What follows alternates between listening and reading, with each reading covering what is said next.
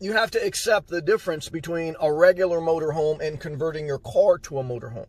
But if you want an easy, quick, simple entry point to the nomadic life, there is nothing easier, nothing simpler, nothing cheaper than taking your existing car, putting the back seats down, and converting it to a motorhome.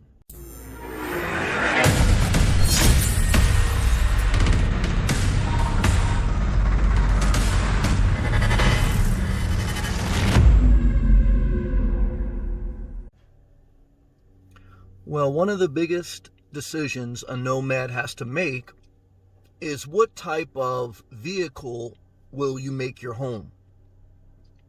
For one reason or another, you have decided to leave the conforming life of a house or an apartment and seek out adventure, freedom, and maybe a cheaper way of living through the nomadic RV type lifestyle. And for many people, they do go into the RV market, the recreational vehicle market, whether it's a big Class A motorhome, a Class C, or Class B. And many also get a travel trailer, a pull-behind unit, whether it's a small teardrop or a big fifth wheel. But for some, including me, you've looked at all those options. And while they do have certain benefits, they also have a lot of entanglements. Any RV you get, I would say, other than a Class B, which is like a van conversion, will probably require you to be tied down to campgrounds most of your time traveling, because a big Class A motorhome, a Class C, a travel trailer, they're not really made to be in parking lots or in parking spaces. They're made to be in campgrounds. And so through that respect and through the respect of the maintenance, the upkeep, the gas, and all the things that come with taking care of a bigger vehicle, you begin to see that you're not leaving much of the burdens in life by just getting a home on wheels, by just getting a motorhome or a travel trailer. For me, leaving the conforming life meant that I want to be as free as possible and not liable for many things other than my own well-being. And so for some people, whether it's because of that and or you just don't want the expense and the burdens of an official RV, you decide to turn your vehicle, your car or your SUV into a motorhome. I have a Jeep Renegade. It's one of the smallest SUVs on the market, but I've lived in it for going on 4 years now. And I've made it a motorhome. What's the difference between my Jeep and a motorhome? Well, a couple things. One is I can't stand up. Two is I don't have the amenities of an RV. I don't have running water. I don't have electricity. I don't have temperature control. And those are all negatives. But what I do have is maximum freedom. I could park anywhere. Very great gas efficiency. I'm not tied to campgrounds. I'm not tied to RV dealerships. I'm not tied to anything. And there was no elaborate scheme to get my RV, to get my motorhome. I just sold my house, put everything I owned that I wanted to keep in one bag, put my back seats down, and my Jeep became a motorhome. For many people, that's a great option because it's the simplest, quickest, easiest way to get into the RV nomadic lifestyle. It's also the least convenient, the least comfortable. And for some people, that's why it's not an option. Your age, your individual circumstance, your financial situation, your financial goals. If you want to retire early, do you want to buy a $100,000 motorhome? Do you want to buy a $20,000 travel trailer? I can't answer those questions, and I still struggle with them as I continue on this life.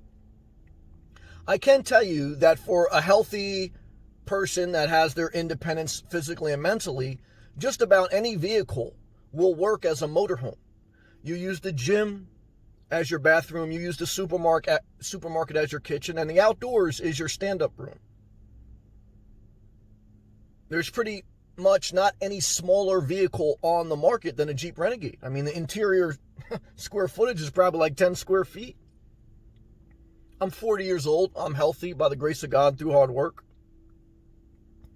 And sometimes I'm uncomfortable, to be honest, okay? But sometimes that being uncomfortable pushes me to live my best life. It pushes me to get into the gym. It pushes me to, survive. There's a level of adrenaline that pushes me. I'm not, just sitting in a campground, looking at cable TV. I'm not saying that's a bad life. Now, my plan is to keep a regular vehicle as a motorhome until I get older and older and I progressively start to transition to a more comfortable lifestyle and willing to sacrifice some freedoms and inconveniences. Above all else, you need an adaptive mind, because just to look at your vehicle like a motorhome, just to look at your car like a motorhome rather than looking at it like a destitute place to live is an adaptive mind. If you want this lifestyle, you have to remember, for me, I'm speaking my personal experience and I'm speaking my personal mindset. Okay. If you would have told me 20 years ago that your vehicle, your regular car, your regular Jeep is a motorhome, I would have probably mocked at it and laughed at it. I wouldn't have probably been like snarly, like uppity, because that's kind of like not really my style. But I will say that you have to want this lifestyle. You have to have an open mind. And you have to be willing to sacrifice if you're going to make your vehicle into a motorhome. If you've looked at the RV market and you say, one is prices are inflated, two is RV dealerships are, in one sense, could be worse than a regular car dealership because there are fewer of them, and it's harder to liquidate an RV than it is to liquidate a car. And three is there's more maintenance. Four is you're tied down to campgrounds. So when you look at all these factors, these RVs, which are small houses on wheels, which is great. I love living on wheels. I don't like living on a foundation or being anchored down. And I like that flexibility. And what I found is a regular vehicle is a better motorhome, more fuel efficient, less maintenance, less entanglements, and it's a freer motorhome than a regular motorhome. Again, I'm 40. Again, you have to take all your metrics of your life in perspective.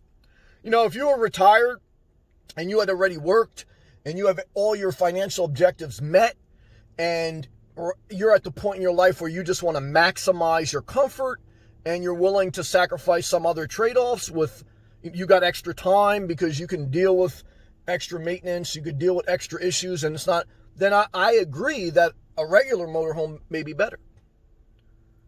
But for people who, for whatever their individual reason, they don't want the emotional entanglements, they don't want the financial liability, and they don't want the restrictions that RVs come with, okay? Because, again, you can't park anywhere, you can't get it serviced anywhere, you can't get parts anywhere. It's a different dynamic. Not a bad, but different. And the most freeing, the most flexible for the able body and mind is your vehicle. Your regular Jeep, your regular Honda, your regular Toyota. Again, hybrids and electrical vehicles are great because you can use the climate control at night to a certain extent. The electrical cars, you can go to the charge stations, maybe to stealth camp. But look, we live in a vehicle, a regular car we call a motorhome. We are not as comfortable as a motorhome. Okay, we're not able to stand up. We don't have running water. We don't have unlimited temperature control.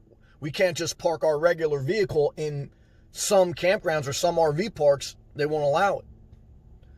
So you have to accept the difference between a regular motorhome and converting your car to a motorhome.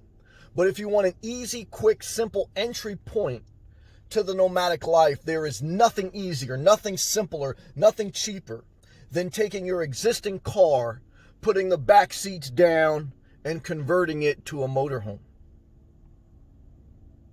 And that's the sales pitch that sold me in my own mind. No one sold it to me.